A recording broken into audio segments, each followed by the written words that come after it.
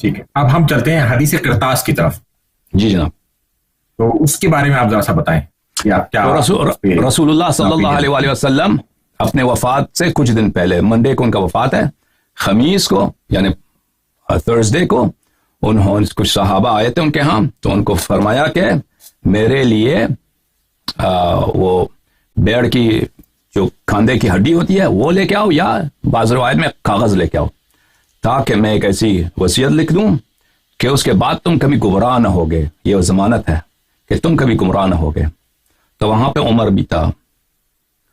تو عمر نے کہا، عمر وہ جو اس مخالفت کرنے والوں میں سب سے آگے تھا، تو اس نے کہا کہ یہ جو ہے نستجیر باللہ ہذیان کہہ رہے ہیں، حجر کہہ رہے ہیں.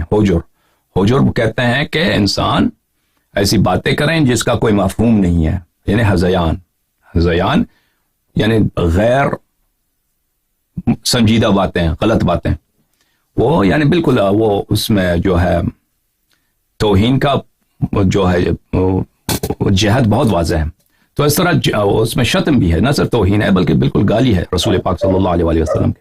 تو اس طرح انہوں نے مخالفت کی، کیونکہ ان کو پتا تھا کہ رسول اللہ صلی اللہ علیہ وآلہ وسلم وہی لکھیں گے جو انہوں نے غدیر میں لکھا ہے، غدیر میں انہوں نے کہا ہے، اسی کو مکتوب فرمائیں گے اور امیر المؤمنین علیہ السلام کو اپنا خلیفہ نامزد کریں گے. تو انہوں نے لکھنے نہیں دیا. رسول اللہ صلی اللہ علیہ وآلہ وسلم کے بارگاہ میں ان لوگوں نے شور مچایا، کچھ لوگ کہہ رہے تھے کہ لے کے آؤ، کچھ لوگوں نے کہا نہیں لے کے آؤ.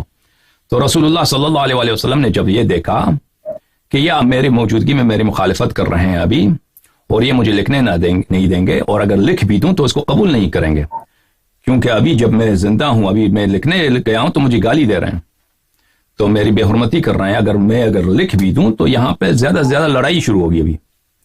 تو اس بات جو یہ لوگ اتنی سختی پر تلے ہوئے ہیں، تو یہاں پہ جنگ ہوگا میرے موجودگی میں، اور یہ اس کا کوئی فائدہ ہی نہیں ہوگا، یہ نہیں مانیں گے، کوئی اور بھی بہانہ نکالیں گے جیسا بھی ہے. تو رسول اللہ صلی اللہ علیہ وآلہ وسلم نے ان سب کو وہاں سے نکال دیا کہ یہاں سے جاؤ. تو ان کو نکالا گیا. تو ابن عباس روتے تھے، گریا کرتے تھے شدید اس واقعے کو نقل کرتے ہوئے، یہاں تک کہ ان کے سامنے جو زمین پہ کنکریاں ہوتی تھی وہ تر ہو جاتا تھا ان کے آنسوؤں سے. اور وہ کہتے تھے اسلام الرزیہ کل الرزیہ، یعنی مصیبت بلکہ تمام مصائب، یہ تاکید کے لیے کہ تمام مصائب کا آغاز اسی بات سے ہے کہ رسول اللہ صلی اللہ علیہ وآلہ وسلم کو وصیت نہیں لکھنے دیا گیا. تو اس معاملے میں جو اہل سنت کی کتابوں میں بالکل بخاری میں 6 جگہ یہی بات ہے، بالکل یہ ابن عباس کی اور رونا وہاں پہ جو باتیں کہیں جاتی ہیں، اپلوڈ کرے تو اس میں ڈسپلے کر دیے گا، جب یہ لنک اپلوڈ کرے تو اس پہ ڈسپلے ہو جائے. تو یہ بہت معروف مشہور ہے.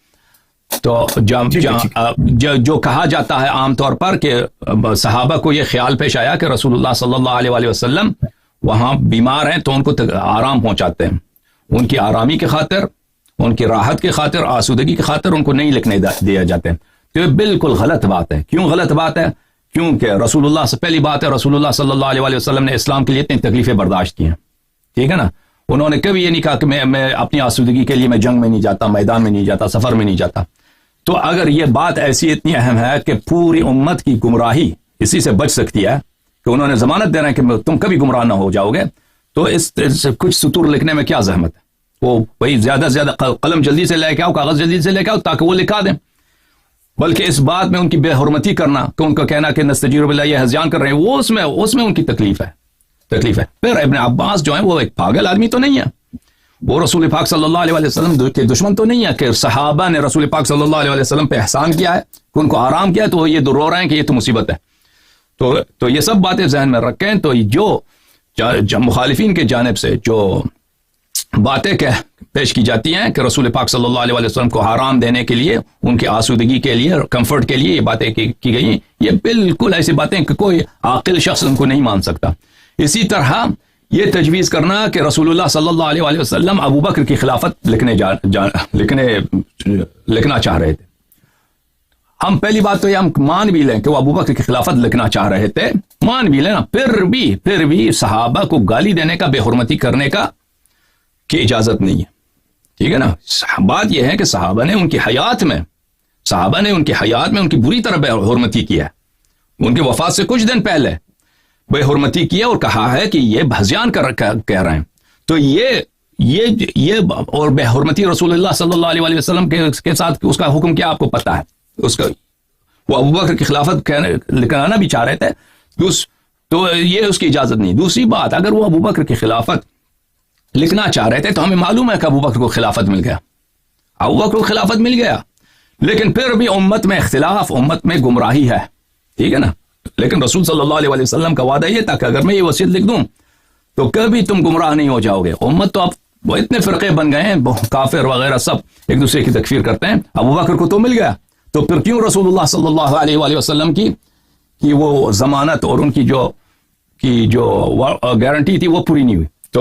تو واضح بات ہے کہ یہ جو سیاسی گروپ تھی ان کا جو ابوبکر کے بعد میں انہوں نے حکومت بھی دلایا، ان کا یہی منصوبہ تھا کہ ہم نہیں دیں یہ بات کہ رسول اللہ صلی اللہ علیہ وسلم اپنے بھائی کی جو خلافت ہے اس کے اساس کو یہ محکم کریں، یہ اس کو وصیت نہیں لکھنے دینا ہے، کیونکہ ان کو پتا تھا کہ رسول اللہ صلی اللہ علیہ وسلم وہی فرمائیں گے جو انہوں نے پہلے ہی غدیر میں فرمایا ہے. اور مزید کوئی حکم بھائی؟